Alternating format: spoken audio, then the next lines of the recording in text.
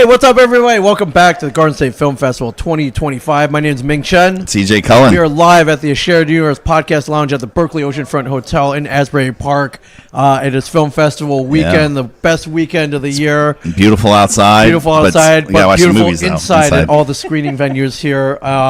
We love all the films, but we love the filmmakers and the people behind the films even better. Have an amazing filmmaker here, creative. And you may recognize the voice at some point as well. Yeah. To my left, could you please introduce yourself? Sure. My name is Bernie Wagenblast. I'm probably best known as one of the voices of the New York City subway. That's amazing. The whole MTA. Yeah. So, you slip into it so easily. Can we get a sample? Sure. This is how I talk now, but when I have to do a subway announcement, it might sound like this. The next downtown 1 train is approaching the station. Please stand away from the platform edge. And then I go back to this voice. That's amazing. How many times have we heard that? I heard that quite often, I didn't grow up here, but I've been lived here for the last 20, 25 years. And and whenever you're in the city, you're like, oh, now I know the voice. Yeah, it's a welcoming voice. Yeah, and you have a project, a short called In Transit? Yes. Yes, can you tell us about In Transit? In Transit came out almost exactly a year ago.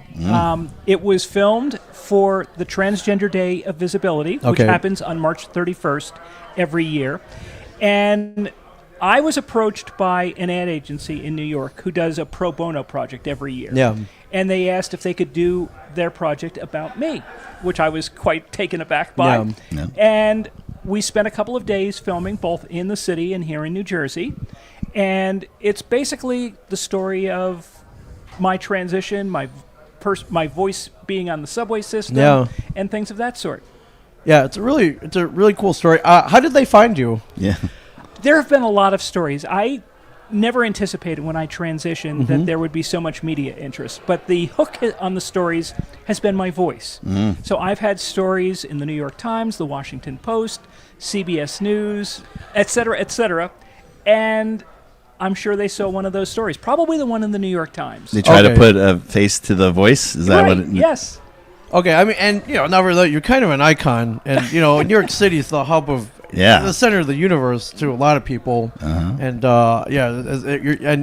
your voice especially is iconic. It has touched billions, perhaps at this point. Probably billions when you consider all the people that come to New York, visitors as well as residents. Yeah. And how do you record that? Like just often or not often, or just did it a couple times? The initial recording was the big one. Yeah. That took a couple of days. We probably did about 1,000 separate recordings. Yeah. Wow. That.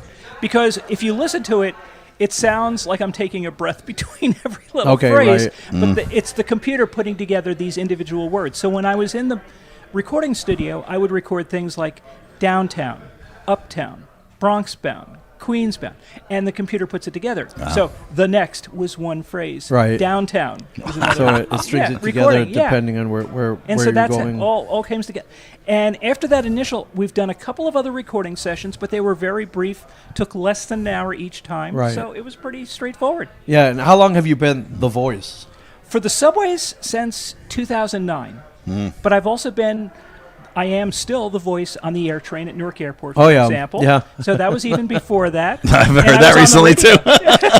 I've been on there enough. Now you've been on there enough to hear. Yeah, now they have the new Terminal A. I didn't know if you have to record some stuff. Oh, every time they have a new terminal or a new airline. So sound a little more conversational. The next stop is Terminal B. Airlines serving Terminal B are Air France, Air India, etc. Then bing bong. Yeah. And I feel like I just heard that in there not too long, a couple weeks ago.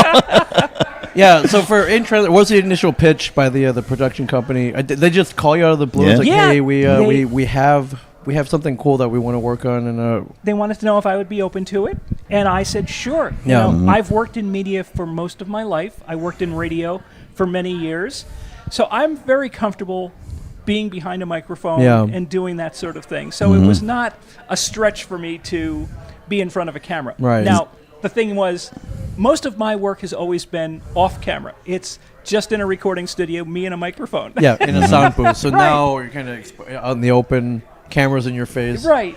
And you have to, for this film, I actually had to do some minor acting. Okay. The director would say, okay, we want you to walk up the stairs, turn to your right, look to your left, and then go on. So, it wasn't exactly But for the most part, a stretch. they just follow you around for the most part, though? Like certain No, they aspects actually had something in particular that they wanted to do. There was a story that they told with this. And it's only 3 minutes and 47 seconds long, but it's a story of... The amazing thing was how the weather just seemed to cooperate. Okay.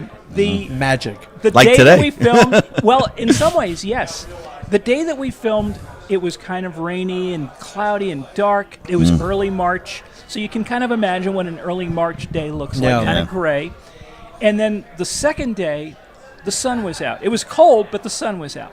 And the idea was how I moved from that darkness before or at the beginning of my transition to now being more widely accepted. Yeah. And how that was equivalent to the sun shining. So the weather was perfect. I don't know how the director arranged that, but that was pretty cool. So it's just perfect timing. Can you see that in the film, too? It's a little darker and then gets brighter? Yeah, because when the film opens, you see me walking downstairs into a subway station, and I've got an umbrella, and the ground is wet, and it's kind of a crummy gray day.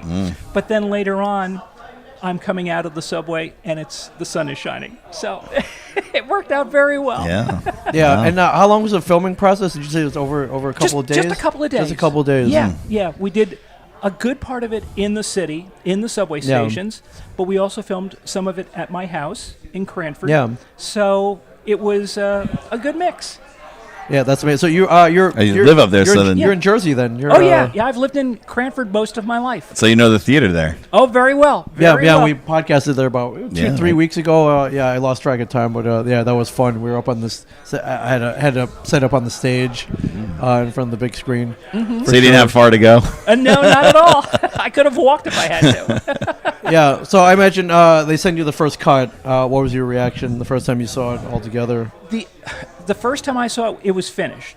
Just completely product. Finished, yeah. Yeah, and I was just wowed that they did all this, because when you're performing in front of the camera, you really don't know what it looks like. I'm not seeing it through the lens. I saw some of the playback, but for the most part, I did not see it. But how and the music, they had they brought in a composer so to do the score. And when it all came together, I'm glad I did not see it being pieced together. Right. It was nice going from shooting it to watching it. Yeah, you don't need to know how the sausage is made in this case, for sure. No. Yeah, it's just, yeah. So you've been here before, right? The Garden State Film Festival? Just in the Cranford, when there was up Cranford there, venue. Yeah, I've never been down to Asbury for the film festival. Well, welcome. Thank you. It's wonderful. Is it playing here, down here? Yes, it's going to be here. At the Kingsley Ballroom here at the Berkeley Hotel. Yeah. Tonight at the 6 to 8:30 block. Yep. Wow. It's the first film in that block. Wow. Okay. That kicks off that whole block. Yep. That's amazing. That's awesome. Have you seen it with an audience yet? No, I have not. Okay, so this is a premiere of sorts. Cool. It's always a good feeling the first time watching it in front of audiences, I think. It was amazing. Now, this film, because it was done by this ad agency, they had entered it into a creativity festival in Cannes, France. Wow. And I don't think they actually displayed it there, but they had a viewing party in New York. I didn't go to Cannes, but I went to the viewing party in New York, and it was sort of like a little version of the Oscars. I'm watching it as they announced this film had won what they call a Gold Lion, which is a high award in that festival. And to see all the people come down, and they showed a trailer for the film, and to have that, I'm sitting here in New York, they're watching this in France, and it's like, this is amazing. How is this happening? Yeah, you're an international superstar now, and now an award winner too. So, I think the Golden Lion's pretty prestigious. So, that's really amazing. Has this been submitted to a lot of film festivals? No, this is the first film festival that it's being shown at. It's also going to be, because it's my hometown, Cranford has a film festival in April. So it's going to be at the Cranford Film Festival next month. That's great. I'm looking forward to that, to have it in my hometown Maybe theater. some more New York ones too, since that would be great. I would love that. Yeah, that's amazing. So I mean, listen, without the MTA, nothing runs in New York. So without your voice and guidance, nobody knows where to go. Well, at least they don't know where the train is. That's the key. Right. I let them know, so hopefully they're not leaning over the platform edge to look down into the tunnel to see where the train is. Yeah. Do you have any stories about people recognizing you by voice? And it's like, wait a minute, I know that. Not so much by voice, but when I've had some of the media attention and my image has been out there in front of the public. Sure, okay, yeah. I've had times where I've been standing on a platform waiting for a subway train and somebody will come up to me and say, "Excuse me, are you the voice of the MTA?" And I'll say yes, and they'll ask to take a selfie with me or something like that. So that has been strange, but that sort of has died off now. But the funny thing is, like last night I was at an event in New York City, and I was speaking at that, and as soon as I do the subway voice, almost everybody in New York knows the voice. Oh, yeah. You know, so it's kind of an amazing effect to be there and hear all these people recognize you. It's amazing. It blows my mind. Yeah, you hear that familiar voice. Yeah, it triggers a different part of the brain. It's like, all right, I'm home. You know, like it's very comforting, which is awesome. Which is why I love hearing it in person though. Like I remember you slipped into it. You did an example over in Cranford. I was like, well, that was. Can they use it for anything else? You got the airport, you got MTA, trains, anything else? Any other? Well, in terms of mass transit, I'm also the voice on PATCO, which runs between Philadelphia and South Jersey. And then I do a variety of different things. You know, I'll narrate videos. If you ever call the Port Authority or PATH customer information, I'm the voice that will answer the phone there for those places as well. That's so amazing. So it's been a variety of things. But radio was how I got into this in the first place. I loved radio growing up as a kid. I was a traffic reporter for many years in New York, and it resulted in all this happening. So I never could have anticipated that's this happening. It's amazing. It just keeps the legend just keeps on going, which is awesome. Bernie Wagenblast. Yeah, I love it. Well, you know, one of the things you talked about in terms of the voice, I remember as a kid, I would watch shows like Mike Douglas or The Tonight Show. Yeah.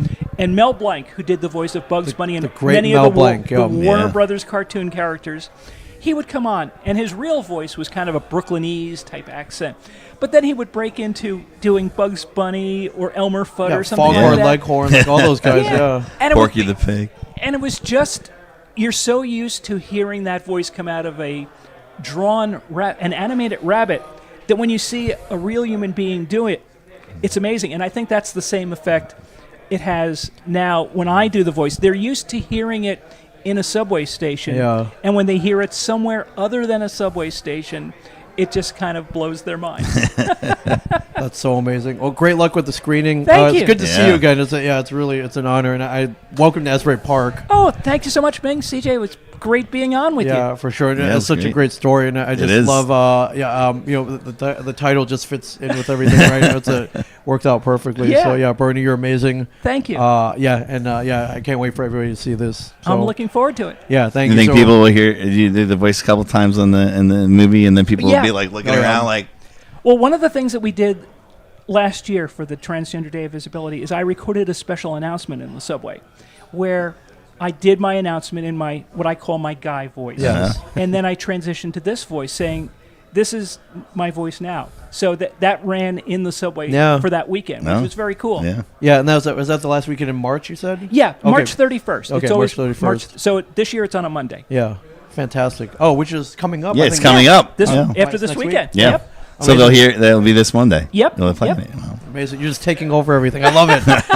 I love it. Check it out tonight. Kingsley Ballroom, the 6 to 8:30 block. Right down the hall from here. Yeah. Yeah, Bernie, you're amazing. It's great to see you again. Oh, thank you so much for having me on. Look you got time to come down for that 6 o'clock block. Yes, you got several hours to come down. It's a good block. Check out In Transit. GSFF.org for information. Grab your tickets here at the door at the Berkeley.